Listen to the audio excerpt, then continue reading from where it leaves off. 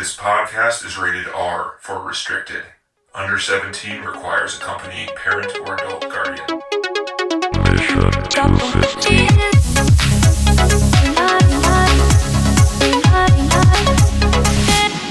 So this is the Mission 250 Filmcast, and welcome.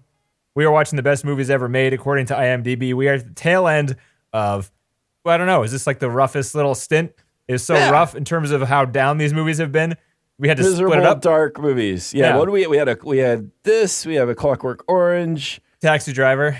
Pretty rough in a row, but you know, they're just movies, so whatever.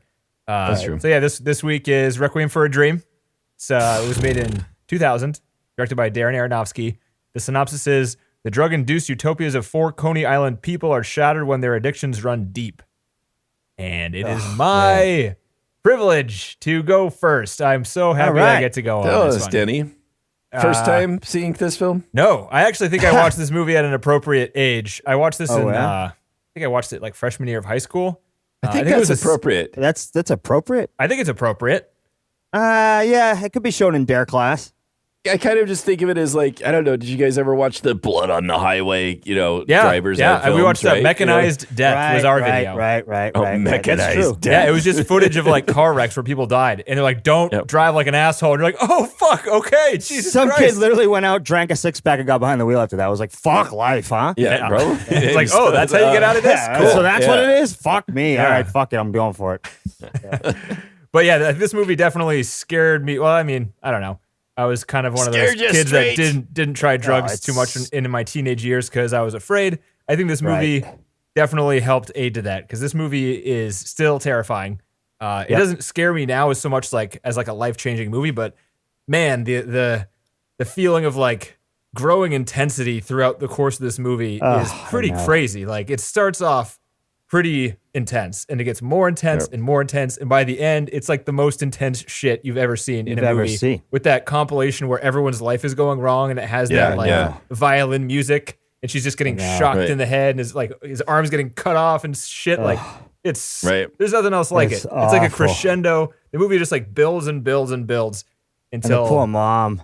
I know. And the weird thing is about this movie is, I don't think it really takes a lot of time to build the characters. I don't really know the characters that well, but that for some reason doesn't stop me from feeling for at least the mother character. Oh, I think part of it too is the movie. It's something really interesting about the movie is it's kind of doing all these wacky things all the time. Part of it is to like wacky meaning interesting editing techniques and things like that. Right. Yeah. But it's to convey emotions to convey. But it's also those things are kind of like, hey, look at me, look what we're doing. This is kind of cool. It's part of it. I know it's trying to convey the but film, none of it's funny though, right? It's all scary. It's not funny, but scary. it's flashy too at the same time, and it seems to take away from the characters a little, I would say. And maybe I don't know. I was kind of thinking the same thing too, Denny. That I was feeling a little distant, even though I was still as horrified as I was when I saw it a long time ago.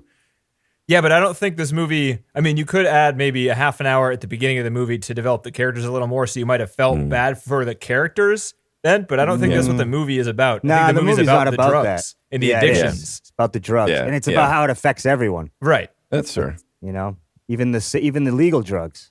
Yeah, and it's supposed to be, listening to like Darren Aronofsky talk about the movie, it's supposed to be about television too, and just anything you can get addicted to. It doesn't necessarily need to be drugs, but just like something, if you're feeling empty and you need to fill a hole, and you keep filling the hole, then the hole takes over.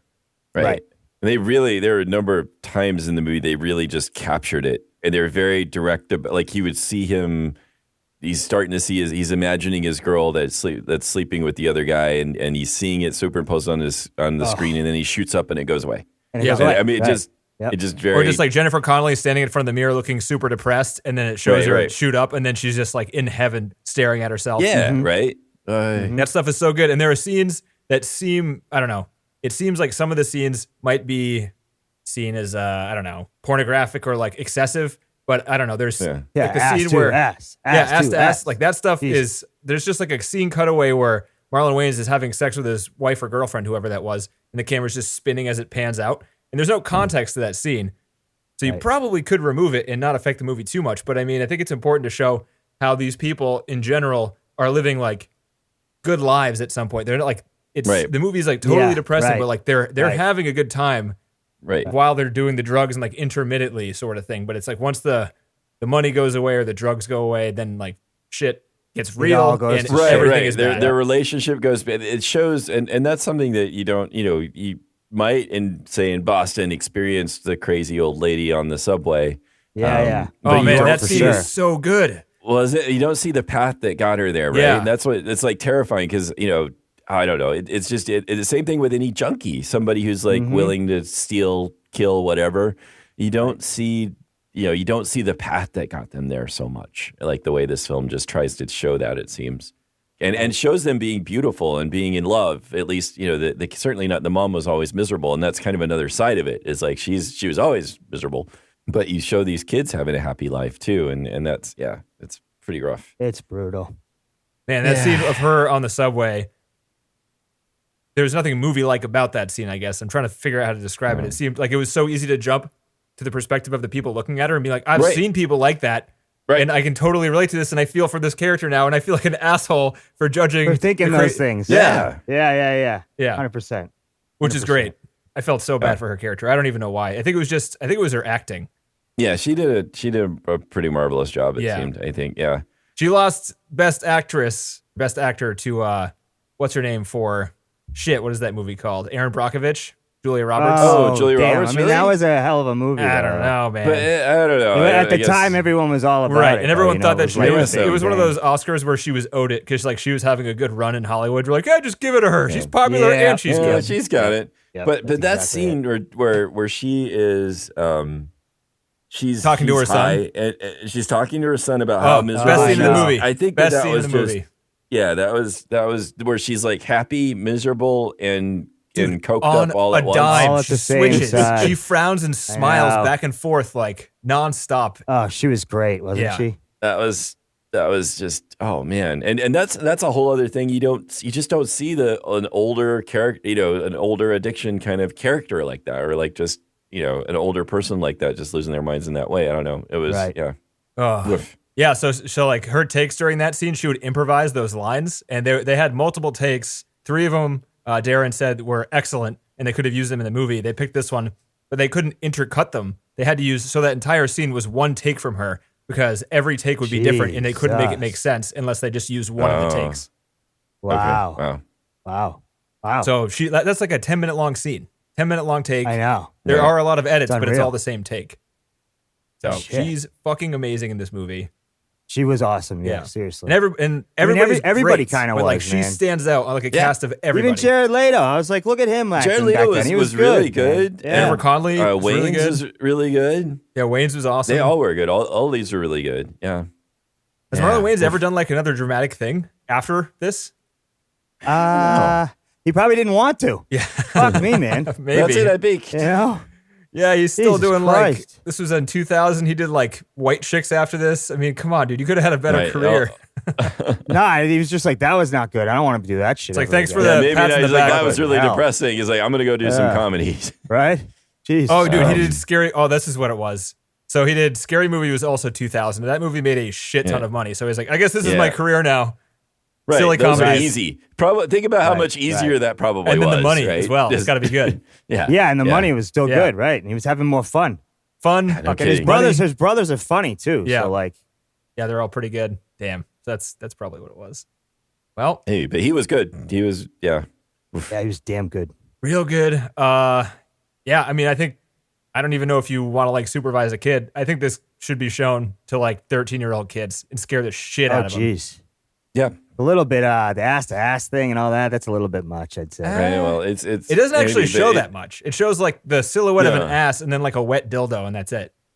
The implications are pretty strong, but I mean, It's still terrifying, but I don't know. I do think to some extent it is this idea of you just can feel you're invincible, and it's so tempting if you're in get involved in anything, whether it's whatever kind of drug it is, and it's easy to think that it's going to feel good, and what's the harm? It's not even what's the harm. It's just it's gonna like- feel good. yeah. Right. And they right, show but you that. can't- Fuck the can't even harm. Imagine, yeah. And they show that pretty well too. Like when they find like good stuff, I guess whatever it is, it's just supposed to be heroin, right? I assume. No, I think they're doing more than that. They're doing uppers, downers, all of it. And they're Doing doing everything? like Okay. speedballs or something because they would show like powder and shooting up or something. I think they don't were know, so snorting the like- coke and they were shooting the heroin. Oh, Yeah. Whatever it was, though, they looked very, very happy when they did it. Yeah. I mean, it's a great feeling. Now, I'm not a downer, though, thank God. But I do love the uppers. I'll tell you, this movie was so hard to watch. It was so stressful. I was literally in my room going, I fucking hate this movie. Yeah. You know? And then, and I was sober while I was doing it, too, because I was like, I got to stay sober while I'm doing this. I can't fucking get fucked up. I wasn't drinking. I wasn't doing anything. I was smoking some weed. And it was just like, oh, God, this movie. And it starts out so good because I've know people that been there, right? They're like, yo, we're going to do this. We're going to get that. We're going to get the money. It's going to be sick. It's all going to work out. And then before you know it, everything falls apart. I forgot that the scene that changes the whole thing is when Marlon Wayans is in that car and he gets Oh my God. shot That at. scene, I forgot all about that. That one was really a shocking scene. Just It was. incredibly well done, It too. was really shocking. That's the right way to put it. And then, does the edit, what does it say, like fall? Or is it winter? Is that winter or fall? Yeah. Yeah, and I love how yeah. they do that because it just shows that time's going by, Yeah. you know? Right. And they're not even realizing it. Yeah, it's great. Yeah.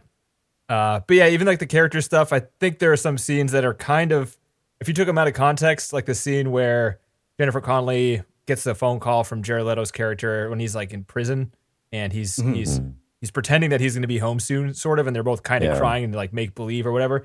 That scene is kind of cheesy.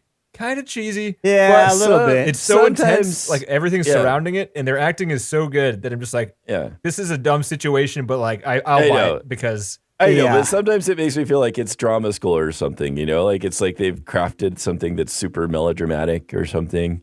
So it does, but it's still pretty well done. and the music helps a lot because the music is so that's good right. in this movie. The violins, like the theme song that is now used in car commercials and stuff. I've seen it everywhere. Nice. Yeah. It's a great little theme. And then the music where they're like when it crescendos at the end. And it's just like, I don't even know. It sounds like really dissonant string stuff where she's getting like shocked in the head. And then it cuts to quiet and she's like in the tub and she's not doing anything. And then she screams and the music comes back. All that shit. So good. Very effective movie. It's just so hard to watch. It's not a pleasant movie. No. Nope. I don't even want to talk. I was thinking about it earlier today when I was, getting ready for this. I was like, I don't even really want to talk about this movie. Yeah. It's tough. It's like, it's just such a. I certainly didn't want to watch it again, and I will never watch it again. Like after seeing it once, I was like, all right, once is enough. I got the point. It was very impressive. Right. That was not enjoyable. I'm never going to watch this again. I wouldn't have watched it if it wasn't for the podcast. Yeah, but so TCE, you don't want to talk about it, or do you have anything? No, else to say I about mean, it? I will. I will. There are a lot of. I love all the repetition in it because it's so indicative of actually having a drug habit. Because like you're just doing the same thing Like over the and quick- over and the over quick and over and cuts. over and over Yeah. and over and over and over, and then all of a sudden it's like, where the fuck did the week go? And I can't imagine what it's like on the heroin when you start getting sick, and then you really don't fucking pay attention to much, right? Yeah, I thought the acting was great. I thought it was very realistic. I forgot about 2000. That's a long time ago, for Christ's sake.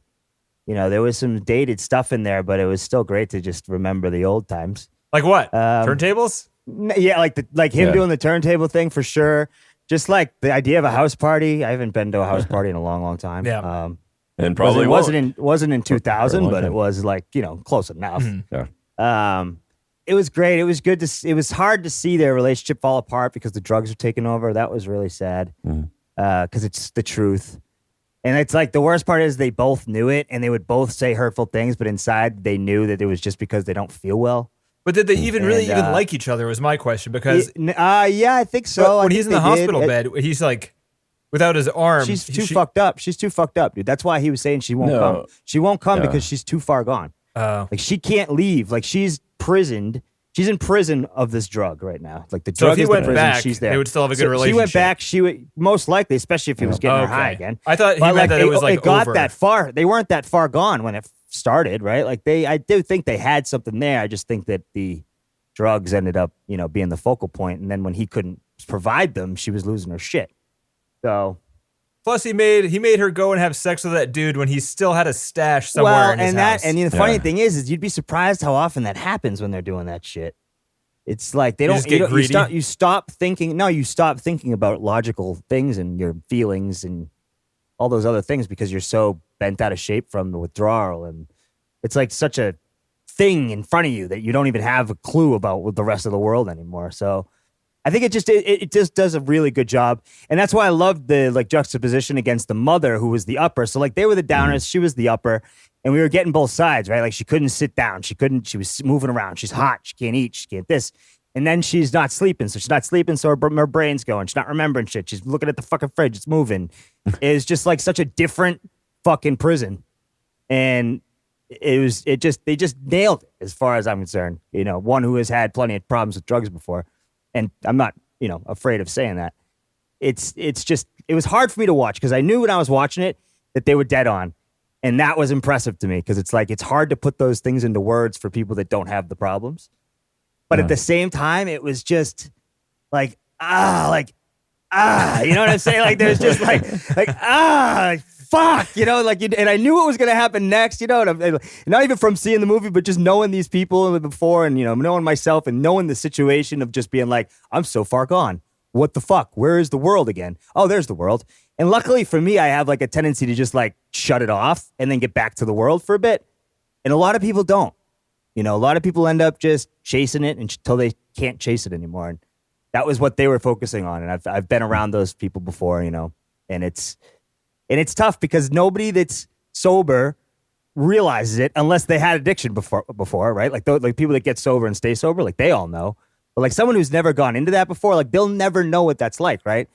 And it's just, the movie did such a good job at portraying that. Like you said, Danny, it's less about the characters and more about the situation. And the adversary in this movie was the situation, and it was fucking spot on. And I had a hard time watching because I know that that's the stressful part for me, right? Is like seeing all these things and knowing that they're right and knowing that it's wrong, and then still having a drink or still packing a bowl. And, it's hard to have control no matter who you are. And I think that's why it was great having the mom there and then the kids there. Well, kids, adults, but whatever. And it was like, it was just, it's something else. And then, you guys know me well. That scene where she goes into the hospital, that was probably my most stressful point of the movie, where I was crying, I was tearing up, and at the end of the movie I was sobbing. So like it's a fucking heavy hitting movie, and it's why I would only watch this for the stupid podcast. And I say stupid because right now I was so stressed, it was stupid, Sorry, man. But, oh man, I was like, I don't think I'll ever watch that movie again, but I understand why someone should, and it's why it's on the list. It's why it's so high. It's the movie that everybody doesn't want to say was amazing because it's just such a hard watch. So was fucking A Clockwork Orange, but it was a different kind of hard. Not even close to like this. Like, not even close. Yeah, this is just like, this grasps at all your emotional strings. It's fantastic movie. I'll never watch it again. Yeah. John, what do you got? Anything to add? Yeah, I think that the TC has a great way to sum up the whole experience. Yeah. No, I thought, again, it just was a very unusual. So many things were going on. Man, Aronofsky was I don't know. He was doing brilliant stuff here. And have you guys seen Pi, the movie he did before this? It's really good too and very tense. I was just, there's so many little things that they do, like the way that like the doctor doesn't even look at her ever when he's prescribing or when he's checking up on her. He never even looks up. Dude, did you guys notice in that scene when Ellen Burstyn is in the foreground and she's in slow motion and he comes in fast motion and he goes over and fills something out and then he hands something to her? How the fuck did they do that shot? He talked about it a little bit in the commentary, but he's just like, oh, this is a digital shot. This is a tricky one to get right. And I'm like, that's it? Tell me how you did it. Fuck. All right. Yeah. Probably just split the frame or something and sped up half of it or something. I don't know. But sorry, John. Yeah. No. So it's good. And again, there is that melodrama stuff sometimes, but even then they're like showing the good times. They're just trying to really convey how like high and happy they are. And yeah, it's just pretty amazing. And I thought Jared Leto was really good, and he has like the most awesome emo hair. I wrote that in my notes. He reminded me of Donnie Darko, Jake Gyllenhaal. But the other scene that was really good was the grocery store scene where they're all the large group there waiting for the drugs. That was so tense. That was intense. Yes. And apparently there were real drug addicts that were brought in as extras as part of that scene. Wow. Yeah, there were people shooting up on set while they were waiting to like shoot. They went to the methadone clinic and like, who wants to fucking make $50? They're all like, I do. Oh, come down there right now. Can I get it fronted to me though? I gotta pick up something on the way. Timmy was on set. He was there. Timmy's got there. Yeah, he's got a credit. He's waiting. He's I'm a movie star. Come on. Yeah, sure. Yeah. Just give me 20, huh? So first of all, then, and I don't know exactly how factual this is from the Wikipedia pages, but how many cuts do you think an average 100-minute film has? 600 to 700. This movie had 2,000. Oh, you took my that was my best factoid. Because all of the quick Daddy, cuts, huh? I'm going to do that to you from now on. Well, you asked the question and gave me the answer. I mean, isn't that what you wanted? Yeah, okay, play. Sorry, John. No, it's okay. Okay, and then But it also, who else? yeah. Well, go on. It said Go on. he calls it like the hip hop editing, because like a lot of hip hop videos back in the 90s would do fast editing. That was faster than like anything else edited back then. It was like 3 or 4 times as fast as any movie. So groundbreaking in terms of how fast, like those scenes, TC, where he's like selling the drugs and it's like, hand it off, drop it in, give it to the guy, go back, Right. hand it off. Right. Yeah. Right. Sorry, John. I want to go. What else you got from Wikipedia there? That's okay. I'm just drying my tears. Dave Chappelle was offered the role that Marlon took, and Marlon like auditioned forever for that one. Like he kept coming back and back to get that role. He really wanted it, and eventually got it. And that's all I got for my little factoids from the Wikipedia page. What did you guys think of Shooter Nice. McGavin? Shooter who's that? McGavin. You guys know who Shooter McGavin is? No. Happy Gilmore. He's the guy on the TV program that the mother watches. Oh, right. That's who that is. Well, I Okay. don't remember. I mean, He was good. yeah. They shot all of that stuff in one day. No shit. All of huh? it one day. Yeah. And there were people that thought the shooter guy, whatever his real name is, sorry. His real name is Christopher McDonald. So. There you go. They thought he was so good that they were asking for like actual tapes of what he was selling. He convinced some of the extras that what he was selling was real. Oh, wow. Wow. Either Well, a I testament to sent his you- acting or how stupid extras are. I don't know. Yeah. Well, I sent you when I freaked me out when I first put the DVD in and I turned the TV on and it shows this blue screen like it's a mail order. Call now. Oh, yeah. Um, You thought they were going to and, hijack your PlayStation 4 or Xbox, whatever you have? yeah. Well, I know. I didn't even know it was. I thought I was on the wrong channel because they're like, call now, call 900, blah blah blah. Add the extra E for excitement. Oh, they got you. That's funny. Yeah, it was pretty funny. The funniest thing about the whole damn film. And that like the like to watch the film, it's click here for the inspiring story. It's pretty funny. They got you. Yeah, they did. That's all I got. What do you guys That's all you want me to got. move on? You got some trivia?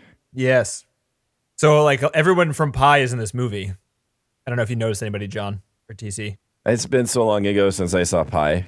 TC, did you see Pi? Sorry, I missed that. I did, yes. You yes, did. Did you recognize anybody? Not particularly. Wasn't looking for it. So. The main guy in Pi is the guy that Jennifer Connelly goes to dinner with.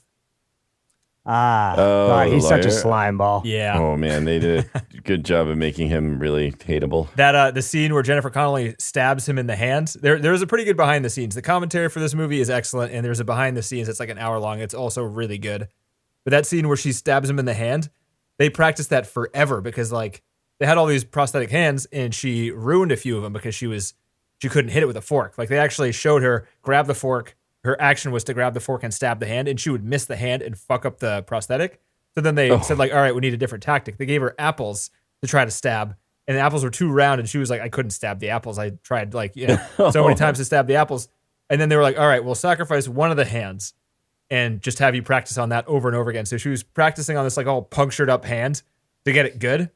And then they, after, I don't know, they didn't say how long it took her, but it was a struggle, which is kind of funny. Darren Aronofsky's mom is one of the women on the side of the street in the chairs. Oh, wow. Yeah. Okay. She's second to the right. That's who she is. nice. That's fun. The Kronos Quartet are the people who did all the, I guess, the music playing in this movie. They were the strings. They recorded everything in 96 hours. Not 4 days, 96 straight hours. Which doesn't seem possible, but that's what they said. So I'll just... I don't think you Seems can like be maybe awake for they 96 were, hours and be productive. Well, I think you need a little help. They didn't But, seem like they were all hopped up. There was footage of them like okay. working towards the end, and they all looked extremely tired, but they were working very efficiently, and they didn't look like jittery or anything. Oh, okay. Yeah, so I don't know if that was an exaggeration or what, but yeah. I apologize for implying any besmirchment of the Kronos Quartet there then. Well, who knows? Maybe he tries to get everyone method for this one. You never know with directors. I didn't know. That's what, yeah. So Ellen Burstyn read the script and rejected the project outright until eventually she watched Pi and then demanded to be in the movie. That's kind of weird. Wow. That is kind of weird. He's like, I don't want to be in this kind of terrible movie. She's like, oh, but the movie's going to be great, so maybe I should do it. And also, Darren Aronofsky read the book. It was the first time he read it. This is based on a book, by the way. He read half the book and put it down because it made him so depressed because he was trying to be a writer as well as a filmmaker. And this person was writing exactly what he was trying to write, just much better than he was writing it. So it just made him feel terrible about his own abilities as a writer. Shit. But then he had a friend come and saw it on like his bookshelf, and he's like, dude, did you read that book? And he's like, I didn't finish it. And he's like, you should fucking finish it. It's great. And he did. And then he wanted to make the movie after. When he kind of gave up on writing is kind of the hump he got over there. Yeah, I'd be interested in reading the book. I mean, it just seems...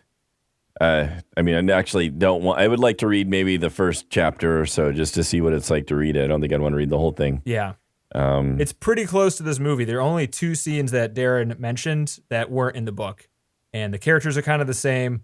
It ends the same way. So I think it's pretty close to this.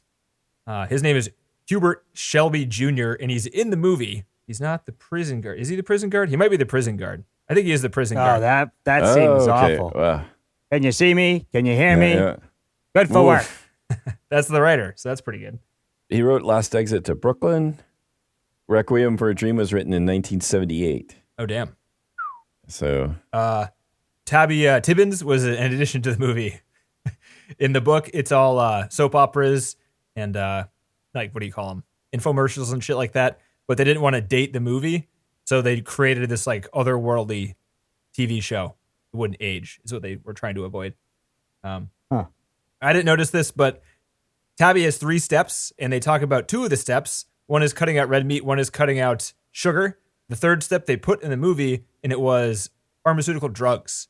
But the producers of this movie were afraid they would get backlash from pharmaceutical companies shitting on their products, so they removed it out of that fear.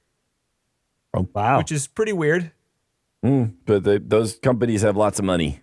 You probably want to... But it kind of works knowing that it's supposed to be pharmaceuticals. It kind of works knowing that, I mean, she's watching this over and over again, knows it's bad, but is doing it anyway. So that kind of adds maybe to a part of that.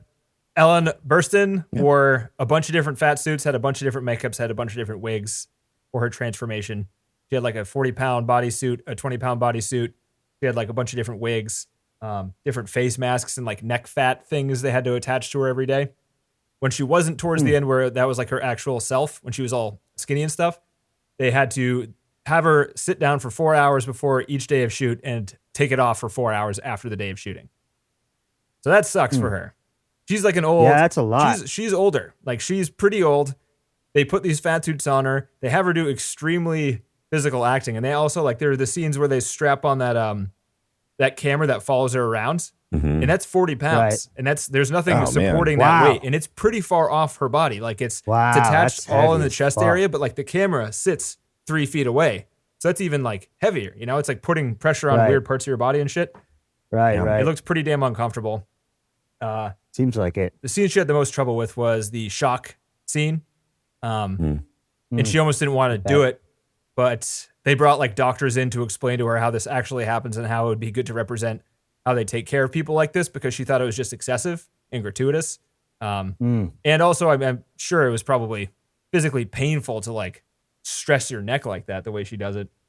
Yeah. That didn't look it. She was doing a great job though, I tell you. Dude, she's so good. Yeah. There were 150 special effects shots in this movie. That's a lot.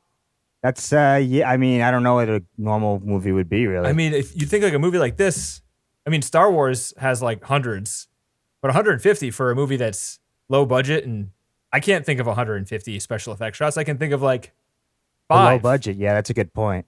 But like, there are things that he was pointing out, like when when she's in the hospital and she's strapped down and they shoot her with some kind of tranquilizer, her nose and her eyes shrink slightly.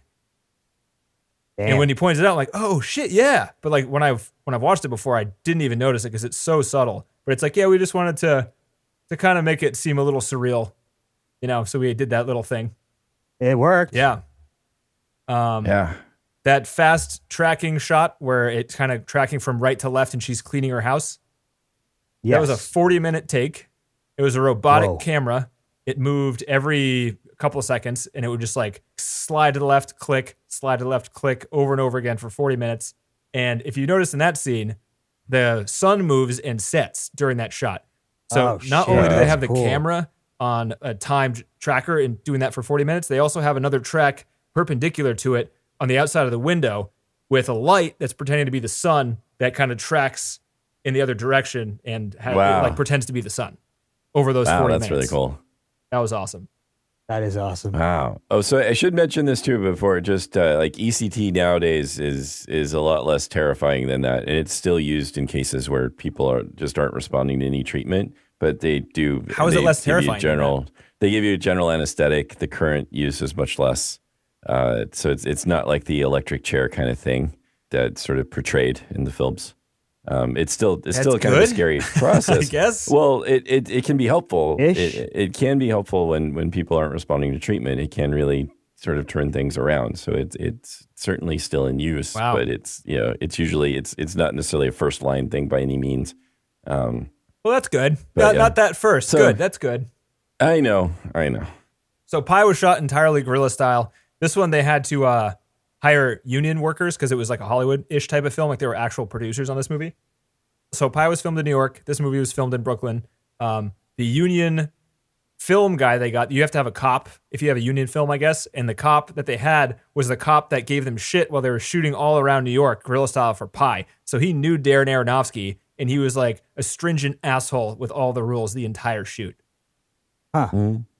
There's one of the three amazing takes that Ellen Burstyn had when she was having that conversation with Jared Leto.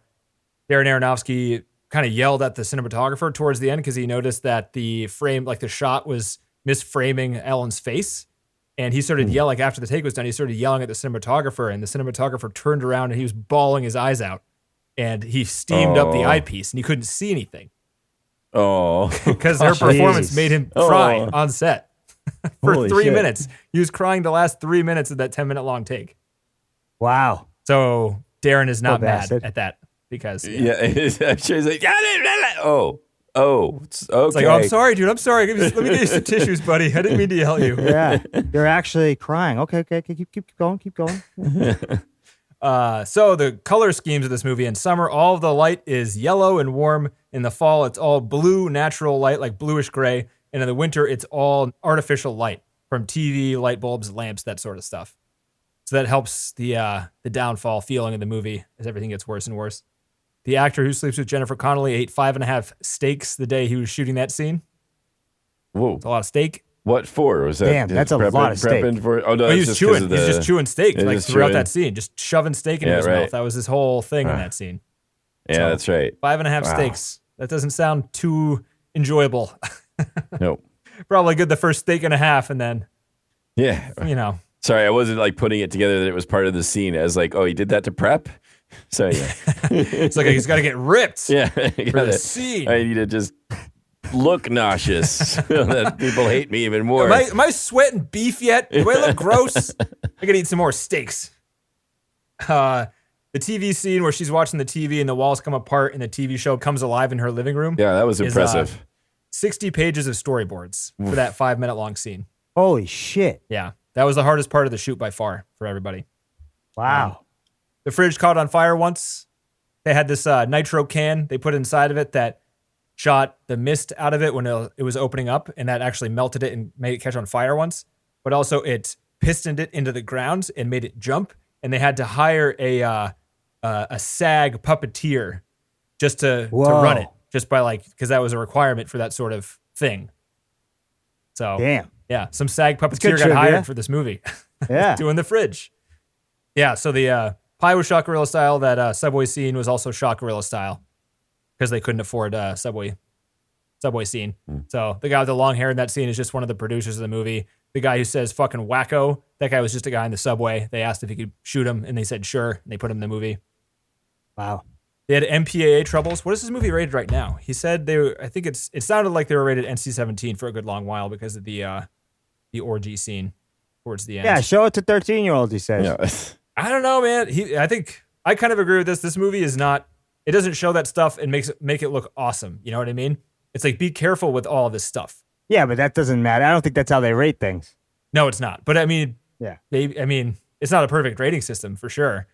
It's certainly not. So I don't know. I think as long as you talk to somebody about this after they watched it at a young age, I think it could be a pretty useful learning tool, maybe. I know what you're trying to get to, yeah.